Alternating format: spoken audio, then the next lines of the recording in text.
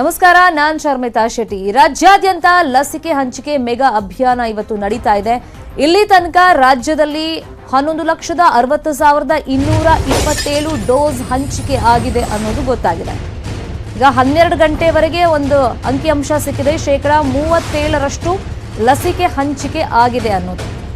ಈಗ ಮೆಗಾ ಲಸಿಕೆ ಅಭಿಯಾನ ನರೇಂದ್ರ ಮೋದಿ ಅವರ ಹುಟ್ಟುಹಬ್ಬದ ಪ್ರಯುಕ್ತ ಇವತ್ತು ರಾಜ್ಯದಲ್ಲಿ ಹಮ್ಮಿಕೊಂಡಿದ್ದಾರೆ. ಅದಕ್ಕೆ ಬೇಕಾದಂಥ ಸಿದ್ಧತೆಗಳನ್ನು ಸಾಕಷ್ಟು ದಿನಗಳಿಂದ ಮಾಡಿಕೊಂಡಿದ್ರು. ಇನ್ನು ಬೆಳಿಗ್ಗೆಯಿಂದ ನಾವು ನೋಡ್ತಾ ಇದ್ದೀವಿ, ಬೆಂಗಳೂರು ಹೊರತಾಗಿ ಬೆಳಗಾವಿಯಲ್ಲಿ ಹೆಚ್ಚು ಲಸಿಕೆ ಹಂಚಿಕೆ ಆಗಿದೆ ಅನ್ನೋದು ಗೊತ್ತಾಗಿದೆ. ಇನ್ನು ಬೆಂಗಳೂರಲ್ಲಿ 1,75,667 ಡೋಸ್ ಲಸಿಕೆ ಹಂಚಿಕೆ ಆಗಿದ್ರೆ, ಬೆಳಗಾವಿ ಜಿಲ್ಲೆಯಲ್ಲಿ ಇಲ್ಲಿ ತನಕ 86,582 ಡೋಸ್ ಹಂಚಿಕೆ ಆಗಿದೆ. ಇನ್ನು ತುಮಕೂರಿನ ಅಂಕಿಅಂಶ ಕೂಡ ಸಿಕ್ಕಿದೆ. ಇದೇ ಫೈನಲ್ ಅಲ್ಲ, ಇನ್ನೂ ಕೂಡ ಲಸಿಕೆ ಅಭಿಯಾನ ನಡೀತಾ ಇದೆ. ಸೊ ಮಧ್ಯಾಹ್ನದ ಸಂದರ್ಭದಲ್ಲಿ ಎಷ್ಟು ಡೋಸ್ ಲಸಿಕೆ ಹಂಚಿಕೆ ಆಗಿದೆ ಅನ್ನೋದ್ರ ಬಗ್ಗೆ ಅಂಕಿಅಂಶ ಈಗ ಸಿಕ್ಕಿರೋದು. ಈವರೆಗೆ ರಾಜ್ಯದಲ್ಲಿ 11,60,227 ಡೋಸ್ ಹಂಚಿಕೆ ಆಗಿದೆ. ಇನ್ನು ತುಮಕೂರಲ್ಲಿ 70,983 ಆಗಿದೆ. ಇನ್ನು ಬೆಂಗಳೂರಲ್ಲಿ ತೋರಿಸ್ತಾ ಇದ್ದೀವಿ ನಾವು 1,75,667 ಡೋಸ್ ಹಂಚಿಕೆ ಆಗಿದ್ರೆ, ಬೆಳಗಾವಿಯಲ್ಲಿ 86,582 ಡೋಸ್ ಲಸಿಕೆ ಹಂಚಿಕೆ ಆಗಿದೆ. ತುಮಕೂರಲ್ಲಿ 70,983 ಡೋಸ್ ಲಸಿಕೆ ಹಂಚಿಕೆ ಆಗಿದ್ರೆ, ದಕ್ಷಿಣ ಕನ್ನಡದಲ್ಲಿ 67,254 ಡೋಸ್ ಲಸಿಕೆ ಹಂಚಿಕೆ ಆಗಿದೆ.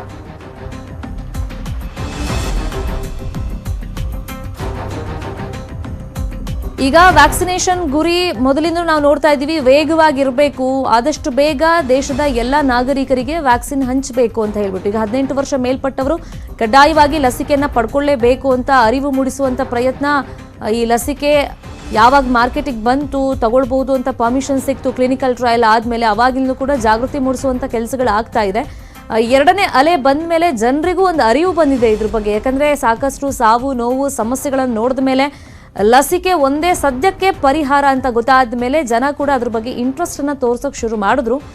ಈಗ ಸರ್ಕಾರದ ಕಡೆಯಿಂದ, ಆರೋಗ್ಯ ಇಲಾಖೆ ಕಡೆಯಿಂದ ಹೆಚ್ಚೆಚ್ಚು ಡೋಸ್ ಲಸಿಕೆ ಜನರಿಗೆ ಈಸಿಯಾಗಿ ಸಿಗಬೇಕಲ್ವಾ, ಹಂಗೆ ಮಾಡಬೇಕಾಗತ್ತೆ. ಯಾಕಂದರೆ ಮಿಡ್ಲಲ್ಲಿ ನಾವು ನೋಡಿದ್ವಿ, ಲಸಿಕೆ ತಗೊಳಕ್ಕೆ ಹೋದರೂ ಕೂಡ ಜನರಿಗೆ ಲಸಿಕೆ ಸಿಗ್ತಾ ಇರಲಿಲ್ಲ, ಔಟ್ ಆಫ್ ಸ್ಟಾಕ್ ಅಥವಾ ಇನ್ನೂ ಲಸಿಕೆ ಬಂದಿಲ್ಲ, ಇಂಥದ್ದೆಲ್ಲ ಉತ್ತರಗಳು ಸಿಗ್ತಾ ಇತ್ತು. ಆದರೆ ಯಾರಿಗೂ ಕೂಡ ಈ ಥರ ಸಮಸ್ಯೆ ಆಗಬಾರ್ದು ಅಂತ ಹೇಳ್ಬಿಟ್ಟು ಲಸಿಕೆ ಮೇಳವನ್ನು ಇದೀಗ ಇವತ್ತು ಆಯೋಜನೆ ಮಾಡಲಾಗಿತ್ತು. ಇದೇ ವಿಚಾರವಾಗಿ ಮತ್ತಷ್ಟು ಮಾಹಿತಿಯನ್ನು ಕೊಡೋದಕ್ಕೆ ನೇರ ಸಂಪರ್ಕದಲ್ಲಿ ಜಾಯಿನ್ ಆಗಿದ್ದಾರೆ ನಮ್ಮ ರಿಪೋರ್ಟರ್ ಆಶಿಕ್ ಮುಲ್ಕಿ. ಈಗ ಒಂದು ಟಾರ್ಗೆಟ್ ಅನ್ನ ಇಟ್ಕೊಂಡಿದ್ರು, ಅದ್ರ ಪ್ರಕಾರ ಜನ ಕೂಡ ಉತ್ತಮ ರೆಸ್ಪಾನ್ಸ್ ಕೊಟ್ಟಿದ್ದಾರೆ ಈ ಲಸಿಕೆ ಮೇಳಕ್ಕೆ ಅಂತ ಕಾಣಿಸುತ್ತೆ. ಸೋ ಫಾರ್ ಈಗ ಒಂದಿಷ್ಟು ಅಂಕಿಅಂಶ ಸಿಕ್ಕಿದೆಯಲ್ಲ, ಸೊ ಎಲ್ಲಿ ಜಾಸ್ತಿ ಈ ಲಸಿಕೆಯನ್ನ ಈಗ ಜನ ತಗೊಂಡಿದ್ದಾರೆ ಅಂತ ಗೊತ್ತಾಗಿದೆ?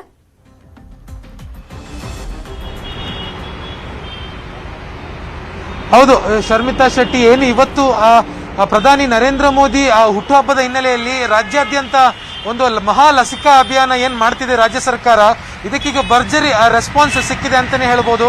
ಈಗಾಗಲೇ ಅಂದ್ರೆ 31,75,000 ಒಂದೇ ದಿನದಲ್ಲಿ ಲಸಿಕೆಯನ್ನು ಕೊಟ್ಟು ಮುಗಿಸುವಂತ ಟಾರ್ಗೆಟ್ ಏನು ರಾಜ್ಯ ಸರ್ಕಾರ ಹಾಕೊಂಡಿತ್ತು, ಅದರ ಅರ್ಧ ಯಶಸ್ಸನ್ನ ರಾಜ್ಯ ಸರ್ಕಾರ ಇದೀಗ ಪಡೆದಿರುವಂತದ್ದು. ಸುಮಾರು 13,99,000 ಅಂದ್ರೆ ಆಲ್ಮೋಸ್ಟ್ ಸರ್ಕಾರ ಕೊಟ್ಟು ಮುಗಿಸಿದೆ. ಅಂದ್ರೆ ಈ ಪೈಕಿ ಅತಿ ಹೆಚ್ಚು ಲಸಿಕೆ ಬೆಳಗಾವಿ ಜಿಲ್ಲೆ, ಸುಮಾರು 1 ಲಕ್ಷಕ್ಕೂ ಅಧಿಕ ಏನು ಬೆಂಗಳೂರಿನ ಹೊರತುಪಡಿಸಿಯಾಗಿ ನಾನು ಹೇಳ್ತಾ ಇರೋದು, ಬೆಂಗಳೂರಿನ ಹೊರತುಪಡಿಸಿಯಾಗಿ ಇಡೀ ರಾಜ್ಯದಲ್ಲಿ ಬೆಳಗಾವಿ ಜಿಲ್ಲೆಯಲ್ಲಿ 1 ಲಕ್ಷಕ್ಕೂ ಅಧಿಕ ಲಸಿಕೆಯನ್ನು ಈಗಾಗಲೇ ಬೆಳಗಾವಿ ಜಿಲ್ಲೆಯಲ್ಲಿ ಹಂಚಿಕೆ ಮಾಡಲಾಗಿದೆ.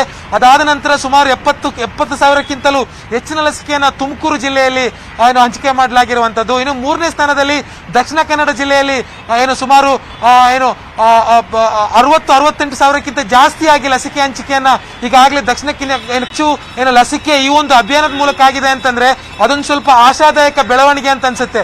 ಈಗಾಗಲೇ ಪಕ್ಕದ ಕೇರಳದಲ್ಲೂ ಕೂಡ ಅತಿ ಹೆಚ್ಚು ಕೊರೋನಾ ಹೆಚ್ಚಳ ಆಗ್ತಾ ಇರೋದ್ರಿಂದ, ಇನ್ನೊಂದು ಕಡೆಯಿಂದ ಪಕ್ಕದ ರಾಜ್ಯದಿಂದ ಒಂದಿಷ್ಟು ಭೀತಿ ಕೂಡ ಗಡಿ ಜಿಲ್ಲೆ ಆಗಿರುವಂತಹ ದಕ್ಷಿಣ ಕನ್ನಡ ಜಿಲ್ಲೆಗೆ ಇರೋದ್ರಿಂದ ಅತಿ ಹೆಚ್ಚು ಒಂದು 3ನೇ ಸ್ಥಾನದಲ್ಲಿ ದಕ್ಷಿಣ ಕನ್ನಡ ಜಿಲ್ಲೆ ಹೆಸರು ಕಾಣಿಸ್ಕೊಂಡಿರೋದು ಒಂದಿಷ್ಟು ಆಶಾದಾಯಕ ಬೆಳವಣಿಗೆ ಅಂತಾನೆ ಹೇಳ್ಬೇಕಾಗುತ್ತೆ.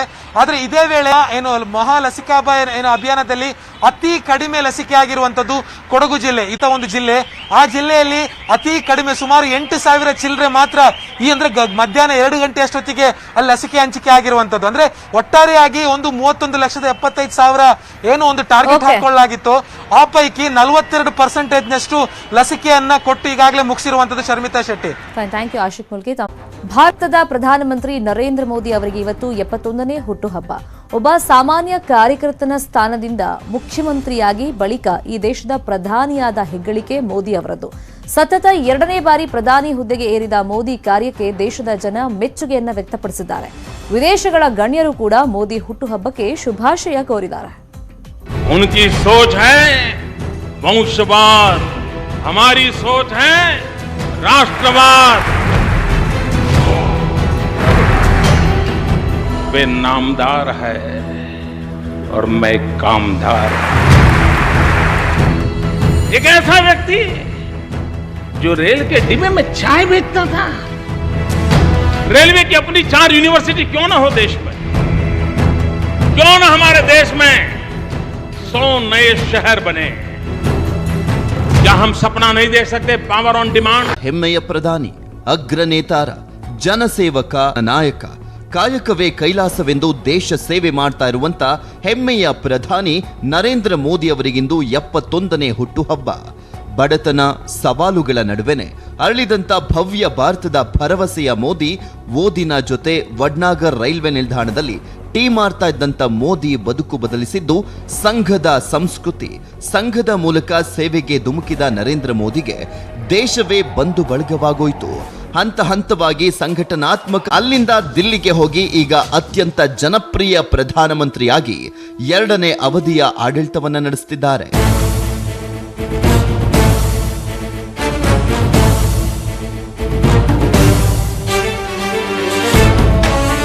ಮೋದಿ 13 ವರ್ಷಗಳ ಕಾಲ ಗುಜರಾತ್ ಮುಖ್ಯಮಂತ್ರಿಯಾಗಿ ಆನಂತರ ಪ್ರಧಾನಿಯಾಗಿ ಸಾರ್ಥಕ 20 ವರ್ಷಗಳ ಪಯಣವನ್ನ ಪೂರ್ಣಗೊಳಿಸುತ್ತಿದ್ದಾರೆ.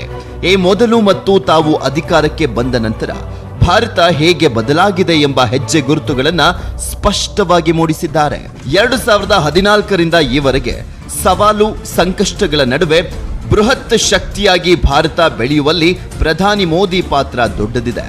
ಶಿಕ್ಷಣ, ಕೌಶಲ್ಯ, ಯುವ ಜನರಿಗಾಗಿ ಅವಕಾಶಗಳು, ಕೈಗಾರಿಕೆ, ಉದ್ಯೋಗ, ವಿಜ್ಞಾನ ತಂತ್ರಜ್ಞಾನ, ಮಾಹಿತಿ ತಂತ್ರಜ್ಞಾನ, ಜೈವಿಕ ತಂತ್ರಜ್ಞಾನ, ಉದ್ಯಮಶೀಲತೆ, ಉತ್ಪಾದನೆ, ಆರ್ಥಿಕತೆ, ಆವಿಷ್ಕಾರ ಇತ್ಯಾದಿ ಕ್ಷೇತ್ರಗಳಲ್ಲಿ ಪ್ರಧಾನಿ ಮೋದಿ ಸಾಕಷ್ಟು ಸುಧಾರಣೆಯನ್ನು ತಂದಿದ್ದಾರೆ.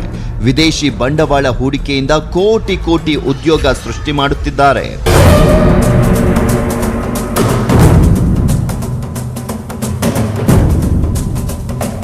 ಕಪ್ಪು ಹಣಕ್ಕೆ ಕಡಿವಾಣವನ್ನು ಹಾಕಿ ಭ್ರಷ್ಟರ ಬೇಟೆಯಾಡ್ತಿದ್ದಾರೆ. ಒಂದೇ ದೇಶ ಒಂದೇ ತೆರಿಗೆ ಎಂಬ ನೀತಿಯಿಂದ ದೇಶದ ಆದಾಯವನ್ನ ಹೆಚ್ಚಿಸಿದ್ದಾರೆ. ಜಮ್ಮು ಕಾಶ್ಮೀರದ ವಿಶೇಷ ಅಧಿಕಾರವನ್ನ ತೆಗೆದುಹಾಕಿ ಅಲ್ಲಿನ ಜನ ನೆಮ್ಮದಿಯಿಂದ ಬದುಕುವಂತೆ ಮಾಡಿದ್ದಾರೆ. ಪೌರತ್ವ ಕಾಯ್ದೆ ತಿದ್ದುಪಡಿ ತಂದು ವಲಸೆ ಬಂದು ಅಕ್ರಮ ಚಟುವಟಿಕೆಗಳಲ್ಲಿ ಭಾಗಿಯಾಗಿದ್ದವರನ್ನೆಲ್ಲ ಮಟ್ಟ ಹಾಕಿದ್ದಾರೆ. ವಿಶ್ವದ ಅಭಿವೃದ್ಧಿ ಹೊಂದಿದಂತ ರಾಷ್ಟ್ರಗಳು ಭಾರತದತ್ತ ಕಣ್ಣೆತ್ತಿ ನೋಡುವಂತೆ ಮಾಡಿದ್ದಾರೆ. ಸೂಕ್ಷ್ಮ ಮತ್ತು ದೇಶದ ಹಿತಾಸಕ್ತಿಗೆ ಪೂರಕವಾದ ವಿದೇಶಾಂಗ ನೀತಿಗಳು ವಿಶ್ವ ಮಟ್ಟದಲ್ಲಿ ಭಾರತಕ್ಕೆ ಹೊಸ ಚಹರೆಯನ್ನು ಸೃಷ್ಟಿಸಿದೆ. ಬರೋಬ್ಬರಿ 34 ವರ್ಷಗಳ ನಂತರ ಹೊಸ ಶಿಕ್ಷಣ ನೀತಿ ಅನುಷ್ಠಾನಕ್ಕೆ ತಂದು ಕ್ರಾಂತಿಯನ್ನ ಮೂಡಿಸಿದ್ದಾರೆ ಪ್ರಧಾನಿ ಮೋದಿ.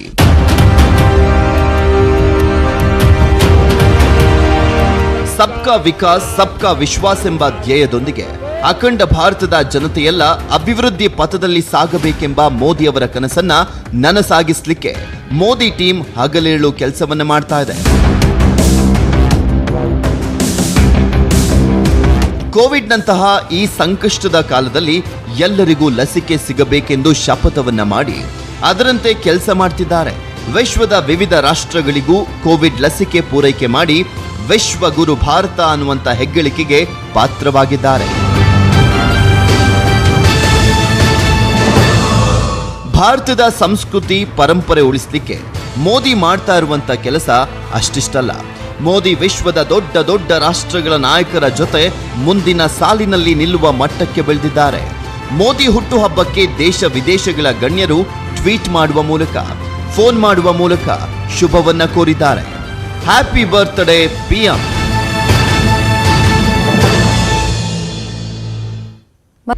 Welcome back. ಮಾನಪ್ಪ ವಜಲ್ ಪುತ್ರನಿಂದ ಹಲ್ಲೆ ಪ್ರಕರಣ ಸಂಬಂಧ ಈಗ ಆಂಜನೇಯ ವಿರುದ್ಧ ಕೇಸ್ ದಾಖಲಾಗ್ತಿದ್ದಂತೆ ಪ್ರತಿ ದೂರು ಕೂಡ ದಾಖಲಾಗಿದೆ. ವಿಕ್ರಮ್ ರೈ ಅವರು ಪ್ರತಿ ದೂರನ್ನ ಕೊಟ್ಟಿದ್ದಾರೆ. ಎಕ್ಸಾಕ್ಟ್ ಆಗಿ ಏನಾಗಿದೆ ಅನ್ನೋದ್ರ ಬಗ್ಗೆ ಪೊಲೀಸರೇ ಈಗ ತನಿಖೆಯನ್ನ ಮಾಡಬೇಕಾಗುತ್ತೆ.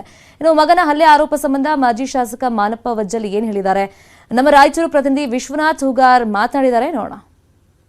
ಕಾರ್ ಪಾರ್ಕಿಂಗ್ಗೆ ಸಂಬಂಧಪಟ್ಟಂತೆ ರಾಯಚೂರು ಜಿಲ್ಲೆಯ ಲಿಂಗಸಗೂರು ತಾಲೂಕಿನ ಮಾಜಿ ಶಾಸಕ ಮಾನಪ್ ವಜ್ಜಲ್ ಅವರ ಪುತ್ರ ಆಂಜನೇಯ ವಜ್ಜಲ್ ಎನ್ನುವವರು ವಿಕ್ರಮ್ ಎನ್ನುವಂತಹ ಹುಡುಗನ ಮೇಲೆ ಹಲ್ಲೆ ಮಾಡಿದ್ದಾರೆ ಅಂತಕ್ಕಂಥದ್ದು ಈಗಾಗಲೇ ರಾಜ್ಯದಲ್ಲಿ ಸಾಕಷ್ಟು ಚರ್ಚೆ ಆಗ್ತಿರ್ತಕ್ಕಂಥ ವಿಚಾರ. ಈ ವಿಚಾರದ ಬಗ್ಗೆ ಅಲ್ಲಿ ಸತ್ಯಾಸತ್ಯತೆ ಏನು, ನಡೆದಿರ್ತಕ್ಕಂತಹ ಘಟನೆ ಏನು ಅಂತಕ್ಕಂಥದ್ರ ಬಗ್ಗೆ ಸ್ವತಃ ಮಾತನಾಡೋದಕ್ಕೆ ಮಾಜಿ ಶಾಸಕ ಮಾನಪ್ ವಜ್ಜಲ್ ಅವರು ನಮ್ಮ ಜೊತೆ ಬನ್ನಿ ಮಾತನಾಡ ಸರ್. ಹೇಳಿ, ಅಲ್ಲಿ ನಡೆದಂತಹ ಘಟನೆ ಏನು, ಸತ್ಯಾಸತ್ಯತೆ ಏನೋ ಘಟನೆ? ಸತ್ಯಾಸತ್ಯತೆ ಹೇಳೋಕೋದ್ರೆ ನೀವು ತೋರಿಸಲ್ವಲ್ಲ, ರಾಜಕಾರಣಿ ಮಕ್ಕಳೇ ತಪ್ಪು ಮಾಡ್ಯಾರ ಅಂತ ತೋರಿಸ್ತಿದ್ರಿ. ಇದು ಯಾವ ನ್ಯಾಯ? ಇದು ಸತ್ಯಾಂಶ ಏನಿದೆ ಅಂತಕ್ಕಂಥದ್ದು ಹೇಳ್ತೀವಿ, ಅದನ್ನು ನೀವು ಅದ್ರ ಮೇಲೆ ಅದನ್ನು ತೋರಿಸಿ ಮೊದಲು ಫಸ್ಟ್ ಏನಿದೆ ಅಂತ. ಸರ್ ಹೇಳಿ, ಏನಾಯ್ತು? ನಮ್ಮ ಮಕ್ಕಳು ಅವ್ರ ಮೇಲೆ ದಬ್ಬಳಿಕೆ ಮಾಡಕ್ಕೆ ಹೋಗಲ್ಲ, ಅವನು ಬಂದು ನಮ್ಮ ಮಕ್ಕಳ ಮೇಲೆ ದಬ್ಬಳಿಕೆ ಮಾಡಿರ್ತಕ್ಕಂಥದ್ದು, ಇದು ಸತ್ಯಾಂಶ ಇರತಕ್ಕಂಥದ್ದು.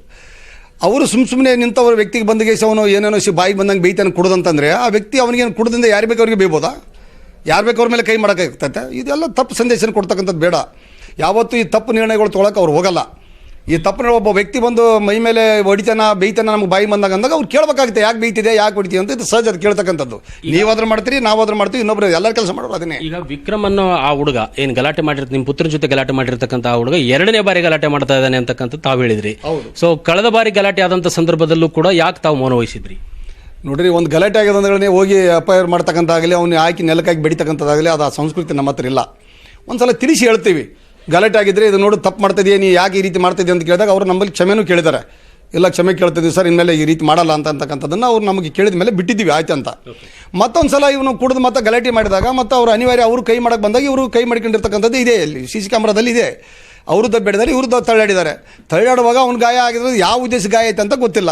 ಅವನು ಹೇಳ್ಬೇಕು ಯಾವ ಉದ್ದೇಶ ಗಾಯ ಮಾಡ್ಕೊಂಡಿದ್ದಾನೆ, ಅವ್ನು ಹೆಂಗೆ ಮಾಡ್ಕೊಂಡಿದ್ದಾನೆ ಅಂತ ಅವನಿಗೆ ಬಿಟ್ಕೊಟ್ಟು ವಿಷಯ. ನಮ್ಮ ಪುತ್ರನಿಗೆ ಏನಾದರೂ ಗಾಯಗಳಾಗಿದಾವ ಅಂತ? ಒಳಪೆಟ್ಟು ಭಾಳಷ್ಟು ಆಗಿದೆ, ರಕ್ತ ಮೋಜುಗಟ್ಟಿದೆ, 4-5 ಕಡೆ ಭಾಳಷ್ಟು ಪೆಟ್ಟಾಗಿದೆ. ನಾವು ಮನೆಯಲ್ಲೇ ನಮ್ಮ ಮರ್ಯಾದೆ ಸಲುವಾಗಿ ನಾವು ಮನೆಯಲ್ಲೇ ಟ್ರೀಟ್ಮೆಂಟ್ ಕೊಟ್ಟಿದ್ದೀವಿ. ನಾವು ಅದನ್ನು ಭಾಳಷ್ಟು ಸಮಸ್ಯೆಗಳನ್ನು ನಾವು ಮನಸ್ಸಲ್ಲಿ ನುಂಗ್ಕೊಂಡಿದ್ದೀವಿ, ನೋವನ್ನು. ಇವತ್ತೇನು TV ಪೇಪರ್ ಮುಖಾಂತರ TV ಮುಂದೆ ಬಂದು ಅವರು ಹೇಳಿಕೆ ಕೊಟ್ಟರಂದ ಮೇಲೆ ನಾವು ಅನಿವಾರ್ಯ ಹೇಳಿಕೆ ಕೊಡಬೇಕಾಗುತ್ತೆ, ನಾವು FIR ಮಾಡಿಸ್ಬೇಕಾಗತ್ತೆ. ಅವ್ರು ಏನು ಮಾಡ್ತಾರೆ ಅದಕ್ಕೆ ನಾವು ರೆಡಿದ್ದೀವಿ, ಕಾಂಪ್ರಮೈಸ್ ಮಾಡ್ಕೊಳ್ಳೋಕ್ಕೂ ತಯಾರಿದ್ದೀವಿ. ಅವ್ರಿಗೇನೋ ಒಂದು ರೀತಿ ಬಂದರೆ ನಾವು ಕಾಂಪ್ರಮೈಸ್ ಮಾಡ್ತಕ್ಕಂಥದ್ದು ಮೊದಲು ನಮ್ಮ ನೇಚರ್. ಕೇಸ್ ಮಾಡೋದು ಬೇಡ, ಕಾಂಪ್ರಮೈಸ್ ಮಾಡ್ಬೇಕನ್ನೋದು ಇತ್ತು. ಕೇಸ್ ಈಗ ಸದ್ಯಕ್ಕೆ ಅವ್ರು ಮಾಡ್ತಾರೆ ಅಂದಮೇಲೆ ನಾವು FIR ನಾವು ಕೊಟ್ಟಿದ್ದೀವಿ ಅರ್ಜಿನ, ಕಂಪ್ಲೇಂಟ್ನ.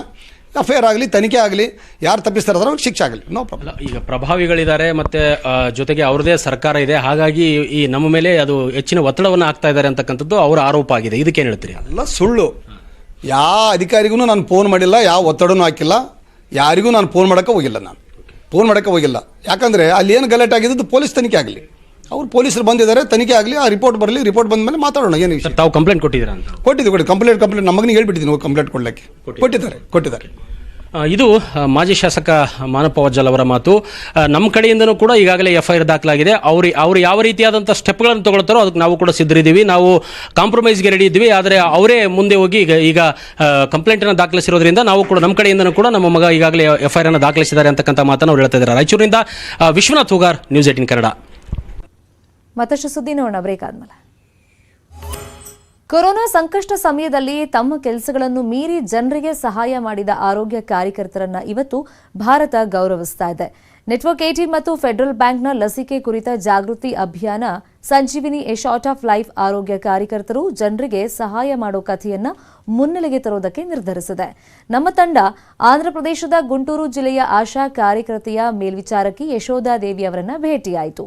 ಯಶೋಧಾದೇವಿ ಕೊರೋನಾ ರೋಗಿಗಳಿಗೆ ತಮ್ಮ ಸ್ವಂತ ಖರ್ಚಿನಲ್ಲಿ ಪೌಷ್ಟಿಕ ಆಹಾರವನ್ನು ನೀಡ್ತಾರೆ. ಇದರಿಂದ ಅವರು ಬೇಗ ಗುಣಮುಖರಾಗ್ತಾರೆ. ಅವರ ಈ ಸೇವಾ ಮನೋಭಾವನೆ ಅವರನ್ನ ನಮ್ಮ ಸಂಜೀವಿನಿ ಚಾಂಪಿಯನ್ ಆಗಿ ಮಾಡಿದೆ.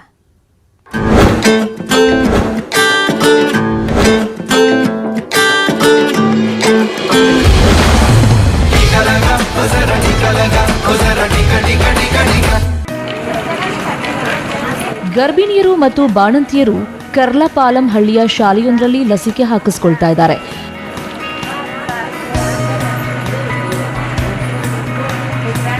ಯಶೋಧಾದೇವಿ ಈ ಮಹಿಳೆಯರಿಗೆ ತಿಳಿ ಹೇಳ್ತಾ ಇದ್ದಾರೆ ಮತ್ತು ಲಸಿಕೆ ಹಾಕಿಸಿಕೊಳ್ಳುವಂತೆ ಪ್ರೇರೇಪಿಸ್ತಾ ಇದ್ದಾರೆ. ಸರಳ ಭಾಷೆಯಲ್ಲಿ ಲಸಿಕೆ ಹಾಕುವುದು ಸುರಕ್ಷಿತ, లసిಕೆ ప్రపంచದಾದ್యంత లక్షాంతర జీవಗಳನ್ನು ఉಳಿಸಿದೆ ಅನ್ನೋದನ್ನ వివరిస్తా ఇದ್ದಾರೆ. యశోద మేడం గారు కరోనా వ్యాక్సిన్ గురించి వివరించడం వల్ల మేడం గారు మమ్మల్ని మోటివేషన్ చేయడం వల్ల 2 వ్యాక్సిన్లు వేయించుకున్నాము. అంతా బాగుంది. ధన్యవాదాలు. ಯಶೋಧಾದೇವಿ ಆಂಧ್ರಪ್ರದೇಶದ ಹಿರಿಯ ಮುಂಚೂಣಿ ಆರೋಗ್ಯ ಕಾರ್ಯಕರ್ತೆ. 57 ವರ್ಷದ ಯಶೋಧ ಮಲ್ಟಿಪರ್ಪಸ್ ಫೀಮೇಲ್ ಸೂಪರ್ವೈಸರ್. ಅವರು ಡಜನ್ಗಟ್ಟಲೆ ಎಎನ್ಎಂಗಳ ತಂಡವನ್ನು ನಿರ್ವಹಿಸ್ತಾ ಇದ್ದಾರೆ. ಈ ಎಎನ್ಎಂಗಳು ಜನರಿಗೆ ಕೋವಿಡ್ ಮತ್ತು ಇತರೆ ರೋಗಗಳ ವಿರುದ್ಧ ಲಸಿಕೆ ಹಾಕ್ತಾರೆ. ಕೋವಿಡ್ ಸಮಯದಲ್ಲಿ ಯಶೋಧ ಉತ್ತಮ ಕೆಲಸ ಮಾಡಿ ಎಲ್ಲರ ಮೆಚ್ಚುಗೆ ಗಳಿಸಿದ್ರು. ಸ್ವತಃ ತನ್ನ ಆರೋಗ್ಯ సమస్యలను లెక్కిಸದೆ జనసేవಯ ಕೆಲಸವನ್ನ ముందువరుసుದ್ರು. ఈ కరోనా వచ్చినప్పుడు అవేర్నెస్ చేస్తూ ఉండగా నేను కోవిడ్ పాజిటివ్ అయ్యాను. ఈ కోవిడ్ పాజిటివ్ అయిన దగ్గర క్వారంటైన్ అయిపోయిన తర్వాత నేను మరలా డ్యూటీలోకి జాయిన్ అయ్యి వెంటనే నా టీం మెంబర్స్ అందరినీ తీసుకొని వ్యాక్సినేషన్ గురించి, ಸ್ಯಾನಿಟೈಸರ್ ಗುరించి, ಮಾಸ್ಕುల ಗುరించి. ತನ್ನ ಕೆಲಸ ಅಷ್ಟೇ ಅಲ್ಲದೆ ಜನರಿಗೆ ಸಹಾಯ ಮಾಡುವ ಇವರ ಮನೋಭಾವ ಇವರನ್ನ ಉಳಿದವರಿಗಿಂತ ಪ್ರತ್ಯೇಕಿಸುತ್ತೆ. ಅವರು ದುಡ್ಡಿಲ್ಲದ ಬಡವರಿಗೆ ಹಣ್ಣುಗಳು, ತರಕಾರಿಗಳು, ಧಾನ್ಯಗಳು, ಚಿಕ್ಕಿ ಮತ್ತು ಇತರೆ ಅಗತ್ಯ ವಸ್ತುಗಳನ್ನ ತಮ್ಮ ಸ್ವಂತ ಖರ್ಚಿನಿಂದಲೇ ನೀಡಿದ್ದಾರೆ. కరోనా పేషెంట్లకి, లెప్రసీ, టీబీ కేసులకి, ప్రెగ్నెంట్ మదర్స్కి నా శాలరీ నుండి 20% వాళ్ళకి ఇస్తున్నాను, ನ್ಯೂಟ್ರಿಷನ್ ಡೈಟ್ ರೂಪೇಣ. ಯಶೋಧ ಪ್ರತಿ ತಿಂಗಳು 40 ಜನರಿಗೆ ಆಹಾರ ನೀಡುತ್ತಾರೆ ಮತ್ತು ತಮ್ಮ ಸಂಬಳದಲ್ಲಿ 20,000ಕ್ಕೂ ಹೆಚ್ಚು ಖರ್ಚು ಮಾಡ್ತಾರೆ. ಈ ನಿಸ್ವಾರ್ಥ ಮನೋಭಾವ ಮತ್ತು ಸೇವೆಯಿಂದಾಗಿ ಯಶೋಧ ಇಂದು ನಮ್ಮ ಸಂಜೀವಿನಿ ಚಾಂಪಿಯನ್.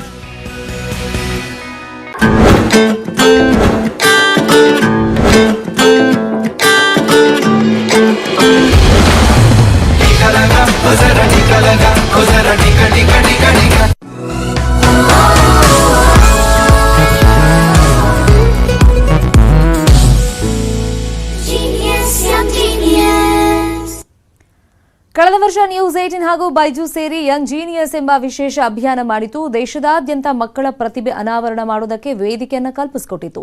ಕಲೆ, ಸಾಹಿತ್ಯ, ವಿಜ್ಞಾನ, ಸಂಗೀತ, ಕ್ರೀಡೆ ಹೀಗೆ ನಾನಾ ಕ್ಷೇತ್ರಗಳ ಸಾಧಕ ಮಕ್ಕಳನ್ನು ಈ ಅಭಿಯಾನದಲ್ಲಿ ಗುರುತಿಸಿ ದೇಶಕ್ಕೆ ಪರಿಚಯ ಮಾಡಿಕೊಡಲಾಗಿತ್ತು.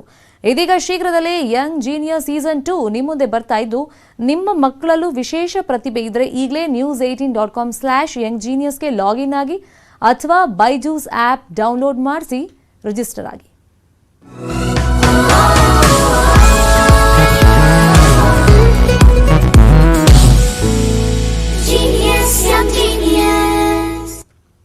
ಬೈಜೂಸ್ 2ನೇ ಸೀಸನ್ ಬಗ್ಗೆ ಸಂಗೀತ ನಿರ್ದೇಶಕ ಶ್ರೀಧರ ಸಂಭ್ರಮ್ ಮಾತನಾಡಿದ್ದಾರೆ, ನೋಡೋಣ.